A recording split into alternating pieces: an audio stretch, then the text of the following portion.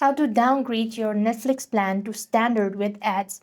In order to downgrade your Netflix plan to standard with ads, you must use a web browser as a plan change or plan changes cannot be completed within the Netflix app or on most devices.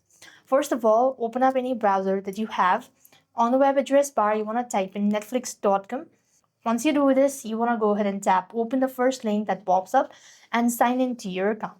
As you're logged in, you want to head over to your profile icon at the very top right and select accounts. Under the plan detail, you want to go ahead and select change or cancel plan.